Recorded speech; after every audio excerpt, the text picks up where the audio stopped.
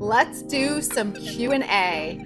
I get asked a ton of questions about real estate. People love talking about real estate, actually love it. And I do love it as well, but I get a lot of the same questions frequently, or I hear a lot of the same questions in circles or online. So I'm going to address some of them here today.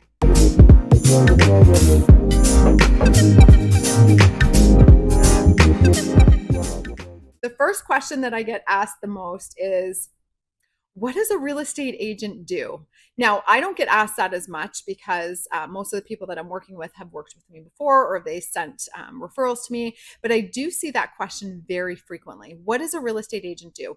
That is a very long video that I'm not going to record for you today, but what I will tell you is what we do. If somebody asks me in, a very short answer, what do we do for our clients? We protect them. We protect their largest investment. We protect their bottom line. We protect their interests during negotiation. We look around the corner for what's coming. We protect them from being hopefully taken to the cleaners. And if there's a problem that comes up, we protect them by giving them the information that they need to make the best decision. So that's ultimately what it comes down to. I'm fiercely protective of my clients, and they are like family to me. So I want to make sure that their interests are always, always protected. That's the number one thing that we do for our clients at the Evoy real estate team. All of us do it. We're very, very passionate about it. The next question that I get all the time is, how often should you hear from your agent? Or how often are you going to communicate with me? So people don't really know what to expect when it comes to communication from the agent. They always say, well, no news is good news. I tend to disagree with that statement because I think that when you're not communicating with your clients, they have no idea what's happening and they're assuming the worst. I don't want that. I don't want them to be emotionally drained because I haven't talked to them. So I communicate with my clients. If there's nothing happening, I'm going to let them know what's going on and that's nothing, usually once a week. So what we find with that cadence now, this is in a normal market. In a busy market, it's probably going to be more than that. We always notify them when there's a showing, feedback that comes in, if there's a problem that comes up that's more frequently. But if there's nothing happening, then we keep our clients in the loop once a week. The reason why that's important is because we spend that week collecting data for them to provide them with insight on how their listing is doing, how the market's doing if you're a buyer, those types of things. And this is an important part of it because they don't know what we know. They're paying for our information, and I want to give them the knowledge that they need to make the best decision. So I feel that over communication, unless the client tells me, don't call me that much, I feel like that's probably the best way to move forward when you're in real estate, because clients really want to hear from you. They want to know. The next thing is, what is an exclusive listing? So we have two types of listings in our market. We have exclusive listings and MLS listings. So most often the property is going to hit the MLS because we want to offer it to the open market. And if we do not offer it to the open market, we cannot be guaranteed that all the buyers are going to see the property and that they're going to pay the market value for it. So the MLS listing is the most common one. The exclusive listing is something that we'll do if a client does not want to hit the MLS. Now, under the new rules and regs, we're not allowed to advertise this listing to the public. So we can't put it on our social media. We can't, we can't notify buyers with a sign or anything like that. But we do have investors privately that might be interested in purchasing an off-market property. So that is where the exclusive listing would come in. And it can be part of a strategic plan in order to optimize a situation for a seller. And there's lots of circumstances where this would be a good thing, but it really does depend on the scenario. And every client situation is very unique. So we talk about all of that when we have a consultation with a seller client. The next question that we get asked a lot is teams versus single agents. So I love this question because it's really important to understand the market now to give context to what is best.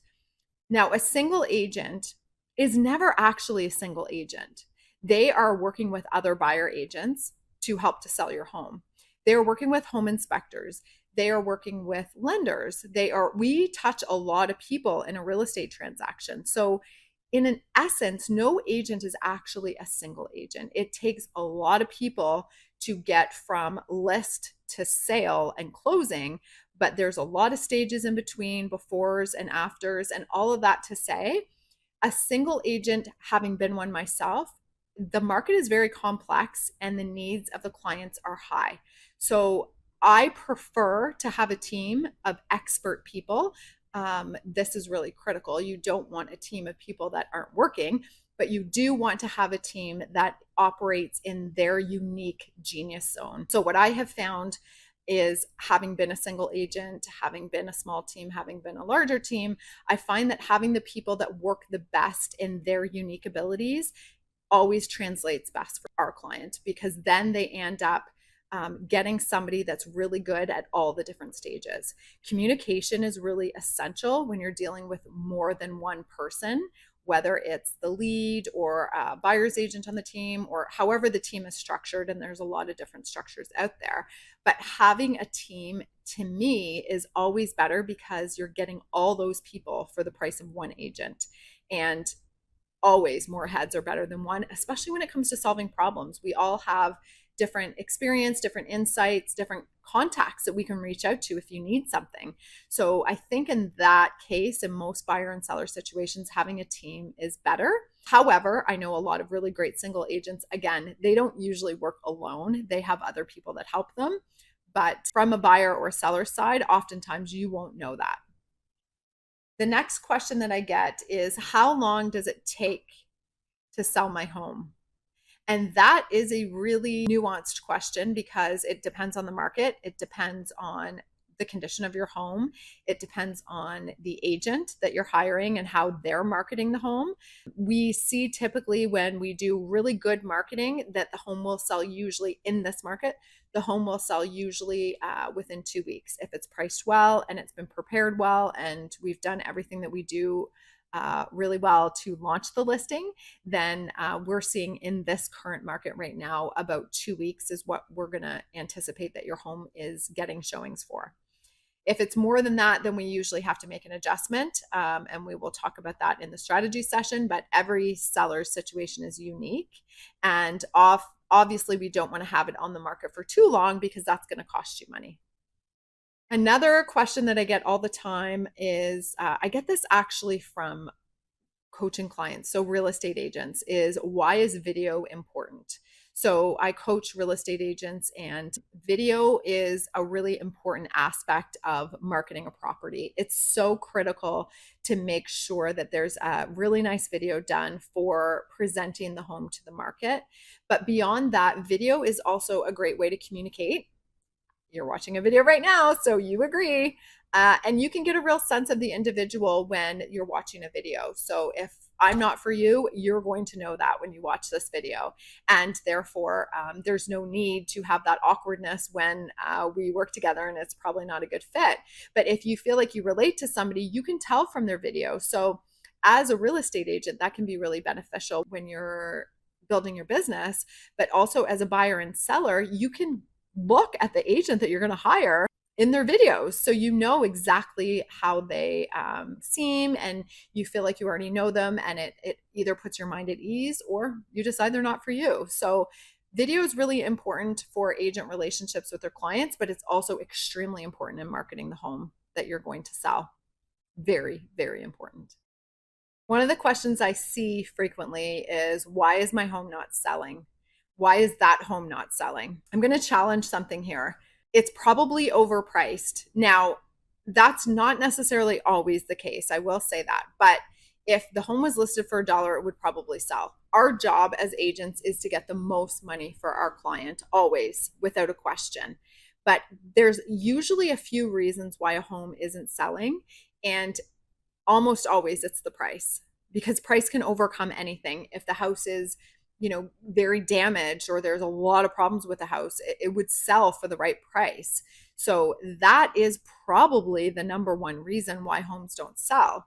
The other reason why homes don't sell is it's not properly marketed.